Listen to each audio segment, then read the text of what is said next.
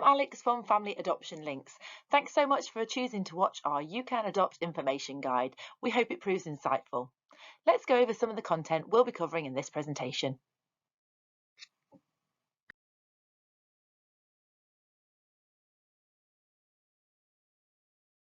So what is adoption? Adoption is a way of providing a loving and secure home for children who aren't able to be cared for by their birth family. It's different from fostering because you become the legal guardian with all the legal rights and responsibilities for that child. So what are the practical requirements? Well, we need you to be age 21 or over. There's no upper age limit, but we do need to look at that you'll be able to parent a child successfully into adulthood. If you're applying as a couple, you need to have lived together for at least 2 years.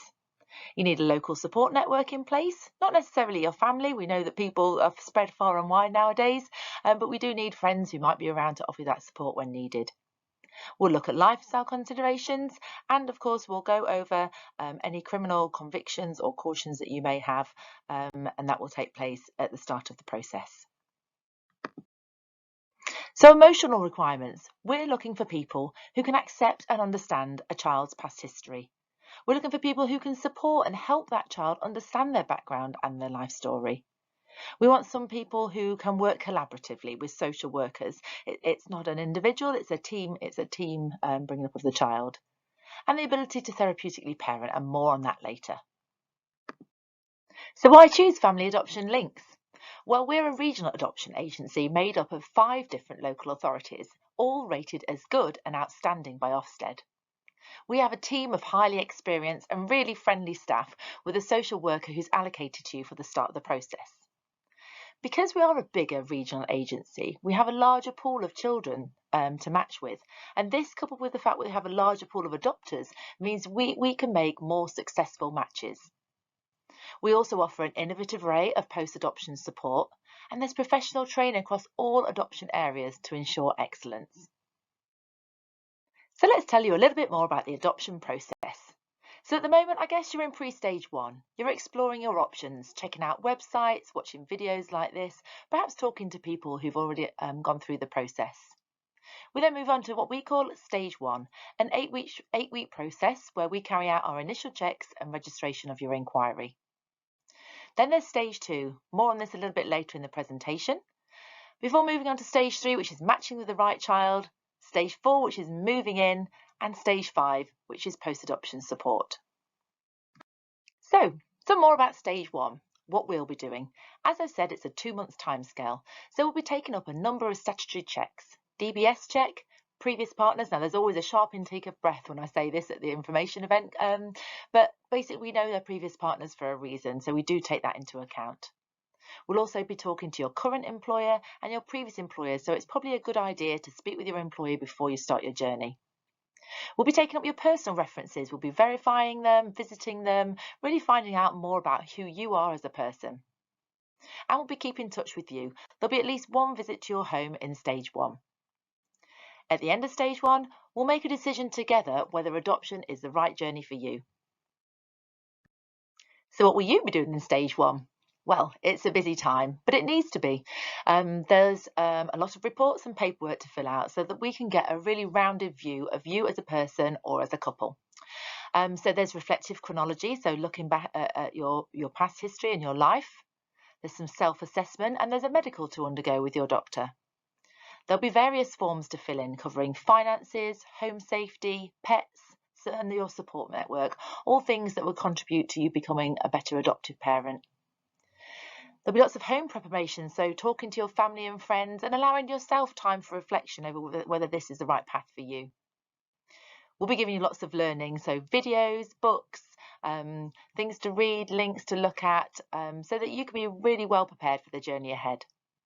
We'll also be delivering online workshops and training. These give you a real insight into adoption and the qualities needed for an adoptive parent. And as I say, at the end of stage 1, the decision will be made collaboratively over whether to proceed to stage 2. So stage 2, what will we be doing? As I said, it's a 4-month timescale. So during this time, we'll be undertaking regular assessment sessions, which may be virtual or at your home. We'll also be speaking to you individually. If you're applying as a couple, it's important for us to speak to you both individually to make sure that you're both as prepared as possible. We'll be visiting referees and we'll be helping you to prepare other family members, including children that you may already have and prospective grandparents. And of course, we'll be writing the all-important Prospective Adopters Report and sharing this with you in time for panel. So what will you be doing in stage 2? Well, there's continuing reflection and preparation, ensuring you're really ready for the journey ahead. We'll be helping with this with ongoing learning, workshops and reading. So these workshops are a great opportunity to speak with other prospective adopters and really build your support network. We have so many happy stories of people who've met pre being matched with their child and then gone on to have really wonderful friendships and networks with them once they've been matched with their children. There's practical preparation, so making sure your home is ready for a child, completing all the work that you need to, so you can really devote your time to your child when they are matched and they move in. And employment issues, making sure that you're prepared at work, that your leave is granted, so that you are ready to welcome your child when they arrive.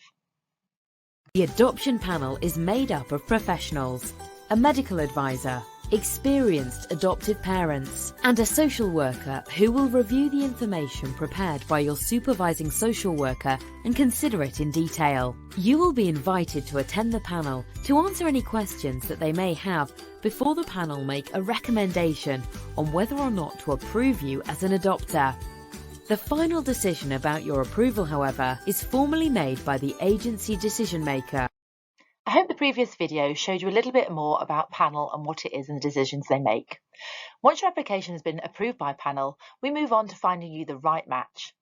So your social worker will visit you regularly, and your flexibility along with the different child's needs and your ability to meet them are key factors in the process of matching. We have a pool of waiting adopters, and at the moment we have more adopters than we have children. But this is a pool of waiting adopters, it's not a list. So what we do is we look at the needs of the children and the flexibility and the needs of the adopters to find those accurate matches. Your profile will be sent to our local authorities within RAA, and as I say, we have 5 different local authorities within RAA, so there is a big scope to match. There'll also be a referral to LinkMaker, which is a database of adopted children for you to be able to browse the children that are on the database. Now, links may be considered between you and several children before a right match is identified, and it's important to be ready for this. When a potential match is made, you'll receive key information. This will include photos and a video about the child, so you can really make an informed decision with lots of support from your social worker. When the right match is made, again, matching is approved at panel. Stage 4, moving in. This is the time when it really all does feel worth it. So there'll be a planning meeting to organise a timetable of introductions, and the length of these introductions, when you visit the foster carer, the child and the foster carer, they're really meticulously planned, and there'll be lots of support there both for you and for the child. Now, the length of these introductions depends on the age of the child, so it can be a period of from 2 weeks onwards. And then once the child moves in with you, there'll be regular reviews and social work visits. So the earliest an application for the adoption order can be made is 10 weeks, but it's usually longer. And there follows the adoption order hearing, the celebration hearing, and the transfer of the legal responsibility for your child. You'll get a new birth certificate, and this really is where our social work involvement will end, but we always continue to support you through the post-adoption support service. So I just wanted to talk to you a little bit more about the adoption triangle. So as you can see here, the triangle has 3 components: the child, the birth family, and the adoptive family. The child is the most important element, but the other elements are equally important. You will play a key part in keeping your child safe and meeting their needs, but their birth family plays a part too. They have a link to them in some way throughout the rest of their lives, and it's important that this is acknowledged. Adoption no longer is swept under the carpet, is not acknowledged. We encourage you to talk to your child in an age-appropriate way from a very early point in their lives, so that it can be talked about and it's much healthier for the child and all involved. So we've talked about contact between the birth family and your child. We help with this a lot, and Any contact that's agreed by the courts, we help with. In the majority of cases, it's the letterbox system. So this is a system whereby you would write an update, perhaps annually or biannually, deliver it to us, and we would then pass it on to the birth family. They're then given the opportunity to then write back for you then to deliver the news to your child in the way that you best think fit. We are here to support with all of this, writing the letters and any advice on the contact received from the birth parent. So let me talk to you about the children who need adoptive families at Family Adoption Links. At the moment, we are prioritising applications for adopters who can take sibling groups, children who are older in our world means 3 years or older, children with additional needs, children from BAME and mixed heritage backgrounds. That being said, we do also have children who are single and younger children too. So our children may have additional needs. These could be physical, emotional or behavioural. They may have been harmed or been at risk of significant harm. The majority of children available for adoption have been removed from these dangerous situations. They could have possibly been exposed to trauma or toxic substances before birth. And there is a possibility of additional siblings. Once one child is taken away, there are many cases when the birth parents have gone on to have another child, so our adopted parents have been asked whether they would like an additional child too. And these children need therapeutic parenting. More on this later. So let me talk to you about early permanence. So early permanence can also be called fostering for adoption. So this is one where you would be approved as a fosterer with a view to adopt. So as a carer, you'll be prepared to have a child, very often a baby, placed with them whilst the court, the social workers and the children's guardian make the decision whether the child is to be placed for adoption and stay with you, then to be an approved adopter, or is to be returned to the birth family. This is just something to be aware of, and we can speak to you about this more as you progress your application. So, a lot of people ask what's involved in adoptive parenting. What really is involved is helping a child to catch up on any lost developmental or opportunities that they may have missed due to their neglect or not being given that opportunity through their birth family. We want you to really help support their identity. As I said, we're not hiding where they've come from, but we're sharing this information appropriately and sensitively. You may need to manage any additional health or emotional needs and be there when they really need you. And importantly, we want you to advocate for them in school to really give them the best chance of their brightest future possible. We've talked about therapeutic parenting and how we might be able to parent differently. So I don't know, those who may have seen Super Nanny, we don't put adoptive children in a corner. That's the worst thing you can do. But we love these children and let them know that we will always be there for them. And importantly, it's building sandcastles, creating positive memories, reading stories, creating attachment, and getting ready for Father Christmas. So it's really important for you to know that our journey with you doesn't finish when we've found your child and matched you with your child. We offer a range of support to enable the most positive experiences for you and your child. This is just a list of some of the things that are available. So there's a summary of your child's health from the local authority medical advisor. We'll give you a life storybook, which will really help you explain with your child their heritage, where they've come from, and how they've got to this point with you. You can request an assessment of your child's special educational needs, and we have an advice line to give you any help with any attachment or behavioural issues. We have a range of training and support which is new for 2022, which you can access at different times in your journey. There's also priority access to the school of your choice, both primary and secondary. And within these settings, they have access to some premiums which can be used to help and support your child in their learning. You're also entitled to adoption leave, which is similar to maternity leave. In addition to that, we can offer you an invitation to our annual adoption events, and we have many activity groups for children. Just recently, we've been to the Water Activity Centre and had some drama and music workshops too. These are a great opportunity for adopted children and their families to network and be with people who are in similar situations to them. As I said, we can offer support and advice on any issues to do with adoption. We have our friendly teams just available at the end of the telephone or on email. We can also carry out assessments of post-adoption need if required and access the Adoption Support Fund. This is a fund set up by government to provide therapeutic support services on a more bespoke basis, so as your child would need it. We offer a quarterly newsletter with the latest information on podcasts and hints and tips to really maximise the enjoyment with your child. And we're actually developing these range of post-adoption support services as our partnership grows. Adopting a child is just the most amazing thing ever. I'm going to get emotional now. It's just fulfilled every aspect of my life. I can't put into words really how it feels. I just feel that they're so special, and it's such an amazing thing to be given the opportunity to adopt these amazing children, and it's been such a wonderful experience, and every day is special, and I'm so thankful every day, and I appreciate them so much because it's been a long, hard ride to get here, and I'll never ever take motherhood for granted. I'm just so complete, and that's all I can say. Adopting my little 3 children has made me so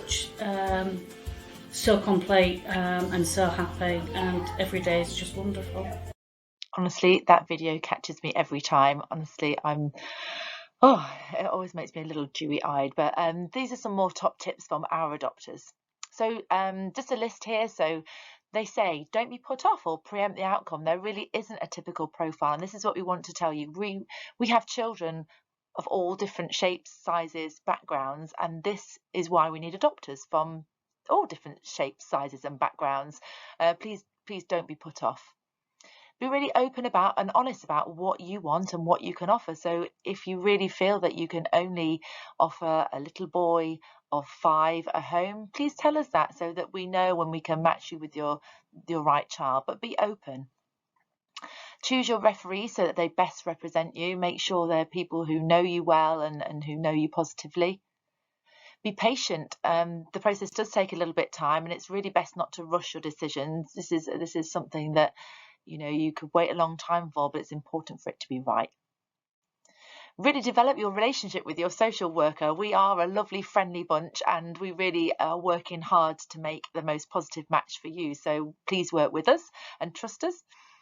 Read all the information that you can. Information is power. So read, watch, listen to everything you need to help you on your journey. When you get through to matching, have a talk to the foster carer. They know the child best through living with them, and we have lots of people who are still in touch with the foster carer because they were a very important part of the child's life. Take your time with the introductions. Don't set your expectations too high. It's a very exciting time, but keep things low-key and gentle. Be prepared to answer questions. Be open with your child and be prepared. That's the best part of the advice, I think. And be comfortable and open in talking about your birth parents, other significant relatives and their foster carers. They really are part of your child's journey, and it's important to acknowledge them and appreciate them. Don't forget to ask for support if you need it. Lots of people think they want to go it alone, but there's really no need to. There's a team of professionals waiting to help you, so please do ask for support. And finally, be open to support groups. And there's nothing like being involved with peers who've been through something the same as you, so do get involved in the peer support groups. I hope I've given you a useful insight into the world of adoption at Family Adoption Links. Here are some suggested next steps. Why not download our information guide, available now on our website? If you have any further queries or want to take your application further, contact your preferred Family Adoption Links partner. Their details are on the next slide. But if you're not quite ready and need to find out any more information, why not check out the firstforadoption.org.uk website, a fantastic source of all things adoption. Thank you for watching.